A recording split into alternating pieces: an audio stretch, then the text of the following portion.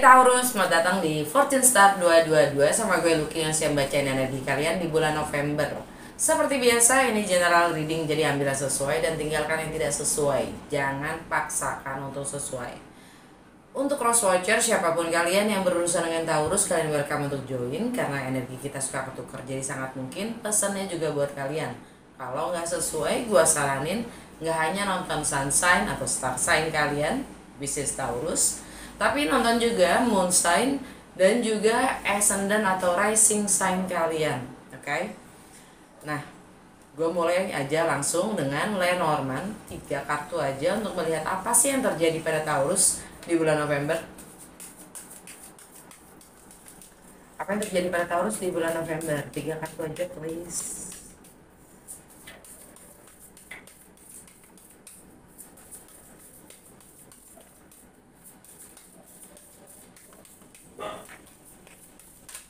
Wow.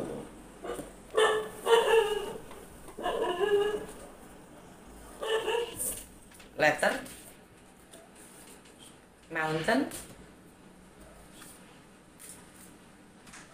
kompas, under the deck, bouquet.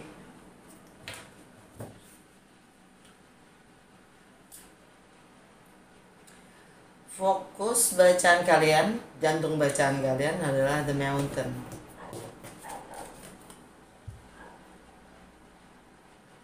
Rintangan yang kalian harus hadapi. Kenapa fokusnya ke mountain ya? Kenapa fokusnya ke rintangan itu sendiri?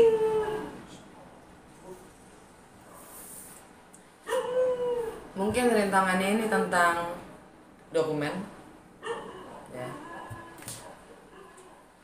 Juga arahnya kemana? Visi kalian sendiri.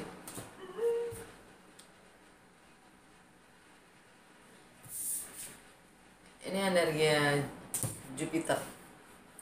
Energi Jupiter. Jupiter ada di Pisces. Ya, yang mana itu ada di rumah ke-11 buat kalian. Dan dia saat ini, gue lagi baca, Jupiter masih retrograde di Pisces. Yang mana rumah ke-11 ya buat Taurus. Itu tentang kehidupan sosial kalian. Tentang aspirasi yang kalian ingin, aspirasi kalian terhadap lingkungan sekitar kalian, ya, entah itu di medsos, entah itu di teknologi ya.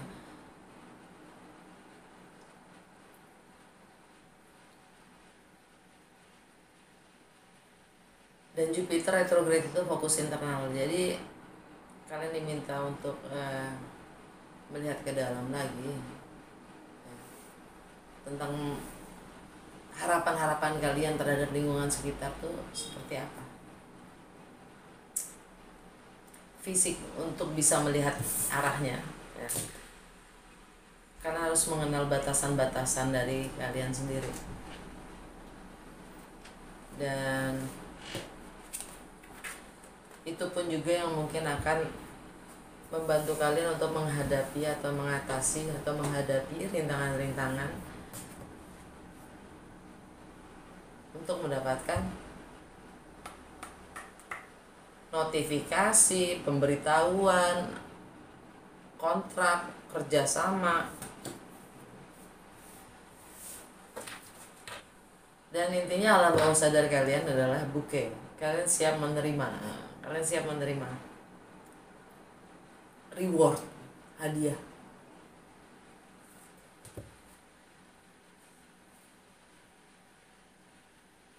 Penghargaan dari media, dari lingkungan sekitar kalian sendiri.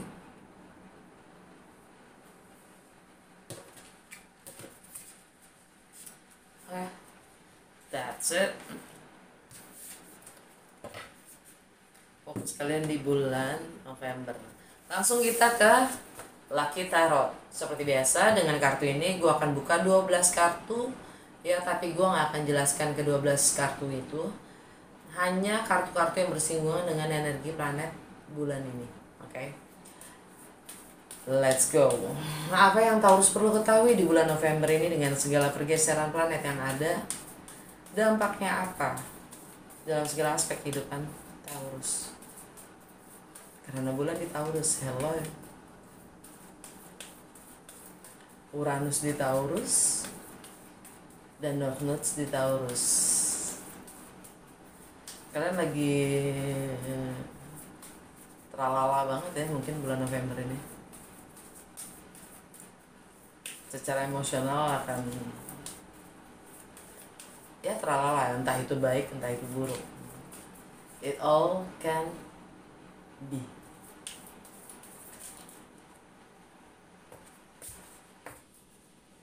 The Tower. Di rumahnya Taurus ada The Tower. The Devil.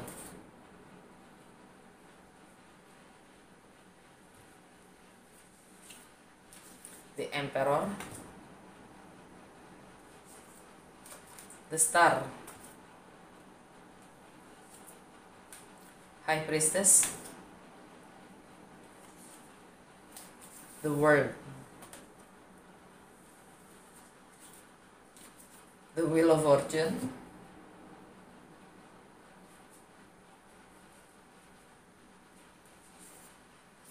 The Sun. The Fool.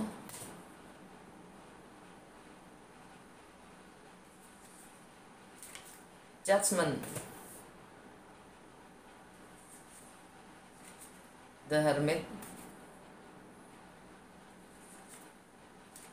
The Hangman. Under the Deck. The Lovers. Ouch. Oke. Kelas balik sebentar ke bulan Oktober tanggal 25. Itu ada gerhana matahari. Kita ada season gerhana, yang mana season ini selama 2 tahun ini ya, karena memang North Nodes-nya ada di Taurus, South Nodes-nya ada di Scorpio, maka tanggal 28 Oktober itu gerhana matahari ada di Scorpio dan gerhana bulan ada di Taurus. Nah, dampaknya itu lebih hebat dibanding purnama-purnama biasanya, karena gerhana dampaknya itu sampai 6 bulan ke depan, mungkin April ya, sampai April tahun depan, sampai ketemu lagi gerhana matahari di Taurus. Oke. Intinya season gerhana ini adalah bagaimana kita melepaskan karma atau membayar karma. Kita lihat, belum, masih di ulasan kilas balik. Tanggal 30 Oktober Mars officially retrograde di Gemini ya. Dan tanggal 28 Oktober itu Jupiter masih retrograde meninggalkan Aries masuk ke Pisces. Anyway, kalau kalian mau melihat dampaknya energi-energi tersebut, kalian coba lihat lagi, tonton lagi di bulan Oktober, bacaan bulan Oktober ya, sesuai apa enggak, resonate apa enggak buat kalian ya, supaya bisa connect juga di bulan November ini. Langsung kita masuk ke major event di bulan November tanggal 8 adalah gerhana bulan di Taurus, di rumah kalian sendiri ya. Yang mana di rumah kalian, di rumah Taurus, kalian dapat The Tower. Ini energi adalah sesuatu yang sifatnya shocking, mengagetkan ya, nggak biasanya. Dan rumah pertama itu selalu tentang bagaimana kalian merepresentasikan diri kalian ya, bagaimana kalian ingin terlihat oleh orang. Jadi mungkin kalian melakukan gebrakan yang tidak biasanya. Dan ini energi Mars retrograde di Gemini yang sangat ingin tahu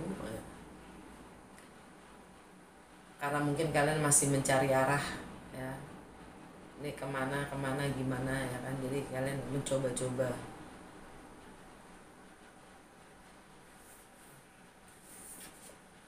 Ini berarti karena Marsnya ada di Gemini.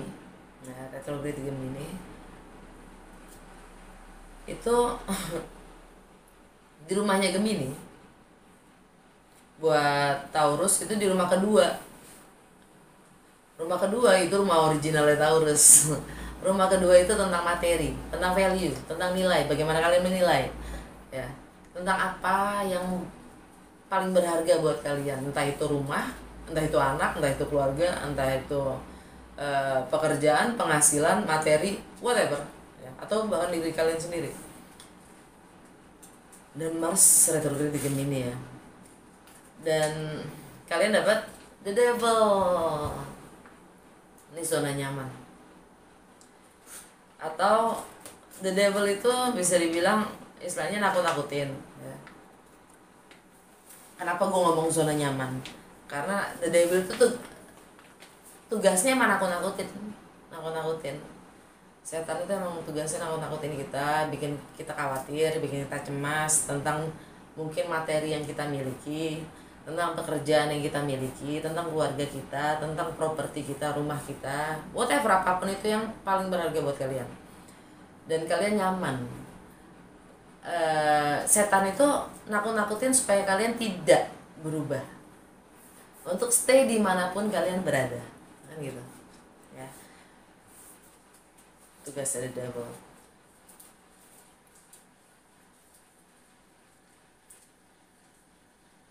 Dan ini energi Capricorn, dan di rumah Capricorn ada Pluto. Ih, nyamuk. Di rumahnya Capricorn buat Taurus itu ada di rumah ke-9. Rumah ke-9 itu tentang travel, atau travel di sini maksudnya adalah segala hal yang sifatnya memiliki jarak, entah itu emosional, entah itu geografi. Ya. Tentang perbedaan, entah itu budaya, agama, latar belakang, filosofi, ideologi, hukum, ya. Tentang foreign, segala sesuatu yang sifatnya asing atau mungkin abroad, ya, luar negeri. Ya.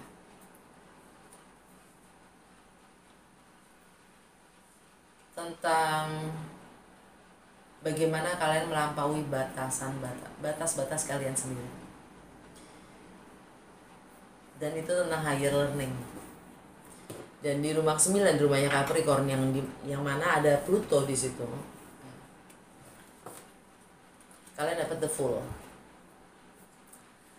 Kalian siap menempuh apapun itu resikonya, ya, untuk memulai sesuatu yang baru. Ya mungkin kalian nggak tahu resikonya apa di depan ya. Kalian siap menanggung apapun itu resikonya. Ini energi Aries.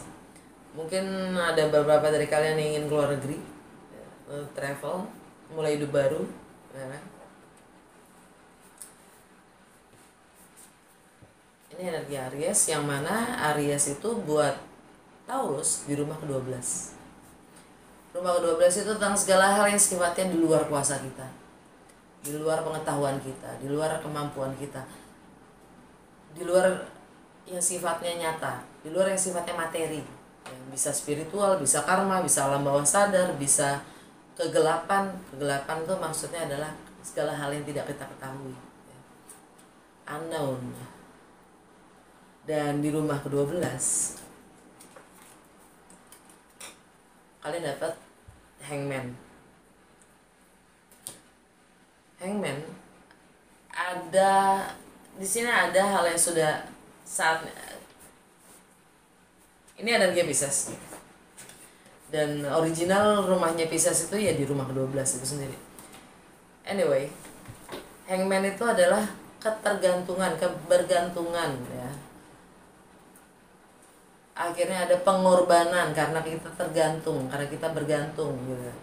Atau ada yang digantung, ada yang bergantung gitu. Anyway, segala sesuatu yang sifatnya terikat. Dan ini juga eskapis ya. Betrayal.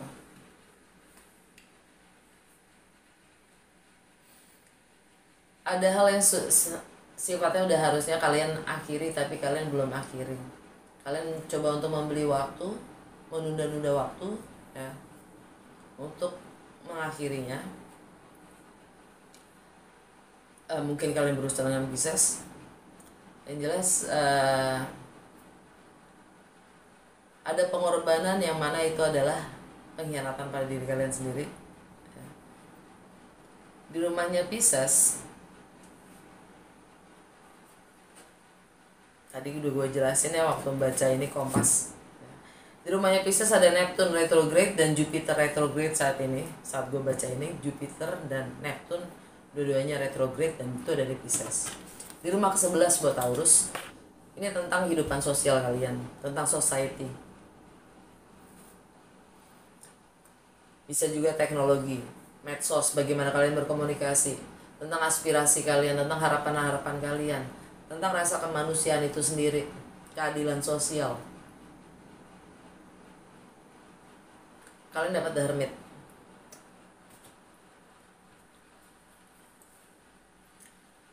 Kalian mencoba untuk ya mengisolasi diri dari lingkungan sekitar kalian, mungkin dari teman-teman kalian ya, network kalian mencoba untuk nyepi meditasi, lebih mencari jawaban dari dalam diri kalian sendiri, mencoba untuk menganalisa segala hal dari dalam diri kalian sendiri.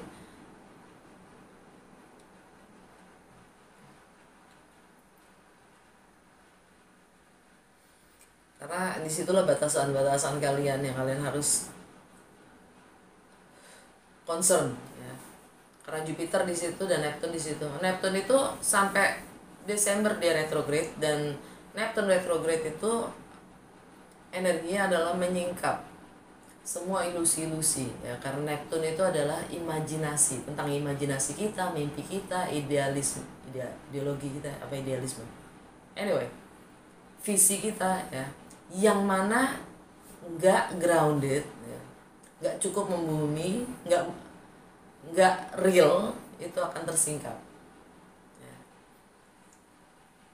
Dan bersama dengan Jupiter di situ, artinya kalian harus mengenal batasan-batasan kemampuan dari kalian sendiri ya, untuk bisa merealisasikan apapun itu mimpi kalian,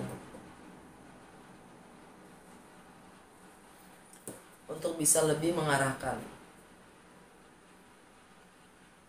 berdasarkan kemampuan kalian, kemampuan atau keterbatasan. Sejatinya kalian tuh, manusia itu punya keterbatasan, kemampuan kita terbatas, jadi ya mengenal itu aja dulu, mengakui itu aja dulu gitu. Baru di situ kita bisa melihat visi dengan lebih jelas.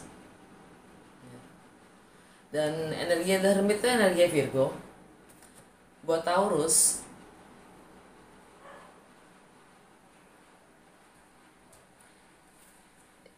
di rumahnya Virgo itu di rumah kelima. Di rumah kelima itu tentang apa? Romance, love affairs, bagaimana kalian having fun, tentang bagaimana kalian mengekspresikan diri, tentang anak-anak, tentang jiwa kekanak-kanakan kalian ya. Kalian dapat High Priestess. Kalian akan lebih banyak diam, akan lebih banyak mencermati, mempelajari, tanpa berpihak atau tanpa menilai ya, untuk melihat sisi kreativitas kalian sendiri sih ya. Entah itu mungkin masalah romance juga ya, atau mungkin anak. Ini energi Pisces, kembali lagi ke rumah ke-12. Rumah 12, maaf. Ke rumahnya The Hermit.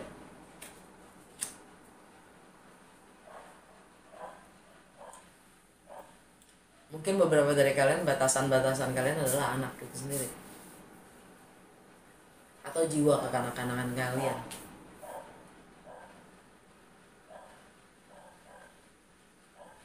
Dan bagaimana kalian mengekspresikan diri. Ouch. Oke. Tanggal Yep. Jadi ini semua yang baru aja gue jelasin hanya menjelaskan energi gerhana bulan di Taurus, sehingga kalian lebih jelas untuk bersikap. Citra diri atau citra diri yang seperti apa yang kalian ingin create, ciptakan. Kalian diminta untuk melepaskan apapun itu karma atau nilai-nilai yang memang sudah tidak relevan dengan kalian saat ini.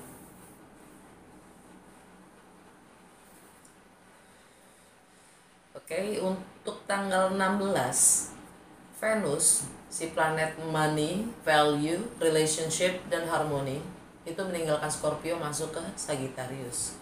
Ya. Ingat, gerhana matahari di Scorpio, ya kan? Tanggal 25 Oktober kemarin, ya. Di rumahnya Scorpio, di rumahnya Sagittarius, karena kita ngomongin Venus masuk Sagittarius meninggalkan Scorpio. Jadi kalau kemarin-kemarin ini kalian sudah mulai ya bereaksi karena di rumahnya Scorpio kalian dapat the Wheel of Fortune. Di rumahnya Scorpio itu di rumah ke-7, rumah relationship. Kalian sudah siap melampaui batasan-batasan kalian. Kalian sudah mulai bereaksi, kalian sudah mulai memutar ya. Itu energi Jupiter. Lagi Jupiter ada di Pisces. Ya kalian selama ini kalian sudah mendalami ya. Kalian mencoba cari jawaban dari relationship yang kalian miliki, entah itu secara profesional, entah itu secara personal, bahkan dengan diri kalian sendiri ya. Dan dengan Venus masuk ke Sagittarius ya. Sagittarius itu di rumah ke-8 buat kalian, tentang bagaimana kalian berbagi dalam kebersamaan atau hal-hal yang sifatnya milik bersama ya. Entah itu seks, entah itu intimacy, entah itu properti, warisan, finansial ya.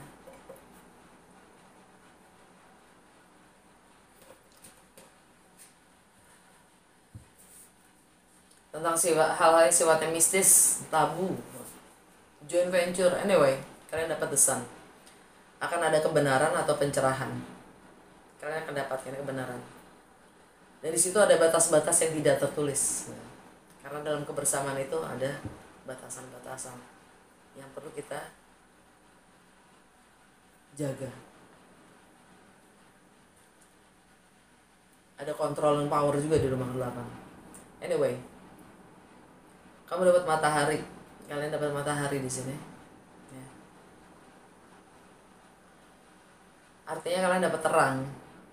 Mungkin ada happiness. Yang mana kebenaran itu nggak selalu menyakitkan. Ada juga happinessnya kalau kita bisa melihatnya dengan sudut pandang yang berbeda. Matahari ada di Scorpio. Di awal bulan matahari masih di Scorpio. Karena kalian bereaksi, karena kalian sudah mampu melampaui batasan-batasan diri kalian dalam relationship, kalian akan mendapatkan berkah spiritual.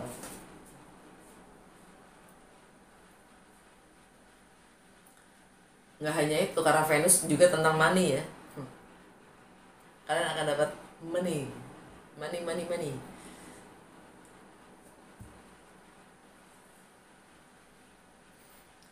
Oke. Kalian akan dapatkan semua jawaban yang kalian inginkan. Yang jelas itu, kalian dapat pencerahan. Anyway, tanggal 17 nggak hanya Venus yang masuk ke Sagittarius meninggalkan Scorpio, tapi juga Mercury. Mercury itu kan tentang mindset, persepsi, ya. How we communicate, tentang komunikasi, tentang segala pengalaman, pengetahuan, dan wawasan yang kita dapatkan hingga saat ini ya. Itu Mercury. Tentang siblings juga ya, tentang siblings tuh kakak, adik. Jadi kalian akan lebih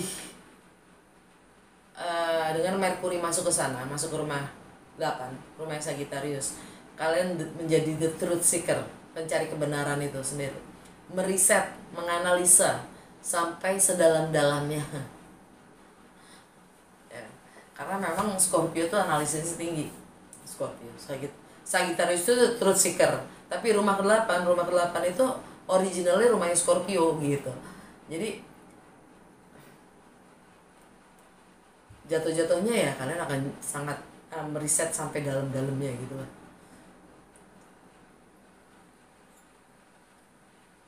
Tanggal 22 Matahari meninggalkan Scorpio, masuk ke Sagittarius. You got the truth.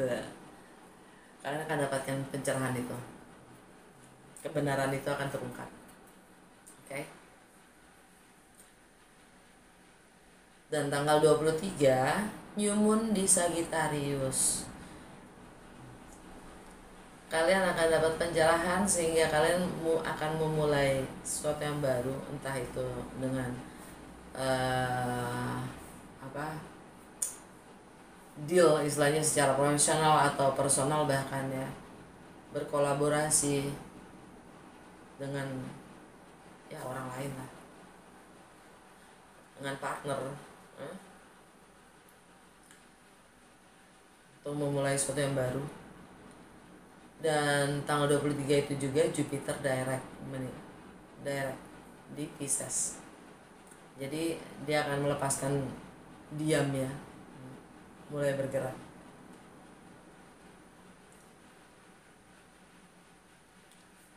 Ya istilahnya meditasi kalian itu membuahkan hasil, lebih gitulah. Jadi dengan Jupiter direct, kalian akan lebih punya arah untuk aspirasi kalian ke depannya, untuk membangun harapan-harapan baru sesuai kemampuan dan keterbatasan kalian. Alam bawah sadar kalian dapat The Lovers, energi Gemini. The Lovers, kalian memiliki pilihan, kalian punya pilihan. Dan di rumah Gemini ada The Devil. Di sini The Lovers ini ngaca ya. Ini gambarnya ngaca. Artinya adalah jangan lakukan kepada siapapun yang tidak ingin kamu diperlakukan. Kan gitu ya. Dan di rumahnya Gemini kalian dapat The Devil. Nggak perlu gue ulang kan. Langsung aja ya ke Mystical Shaman untuk lihat saran dan petunjuk untuk Taurus di bulan November. Satu kartu aja please. Saran dan petunjuk untuk Taurus di bulan November.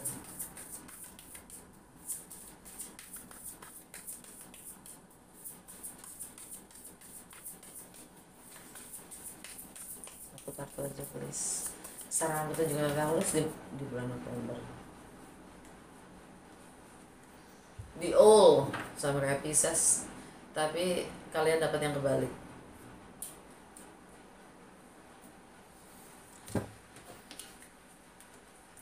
Kalian diminta untuk mendengarkan insting kalian, lebih mendengarkan ya intuisi kalian sendiri, ya, kepekaan batin kalian. Karena all itu burung hantu itu dia pembawa message dari dimensi yang lain yang berbeda. Ya, dan alam bawah sadar kalian taming the wind, jinakan anginnya. Jadi jinakan pikiran-pikiran kalian, dengarkan lebih batin kalian, kepekaan batin kalian. Oke, udah segitu aja. Semoga resonate dan berguna. Kalau ini terlalu general buat kalian, kalian bisa kontak gue, nomor WA gue ada di bawah box description ya untuk lebih spesifik. Dan jangan lupa untuk like, comment, dan share.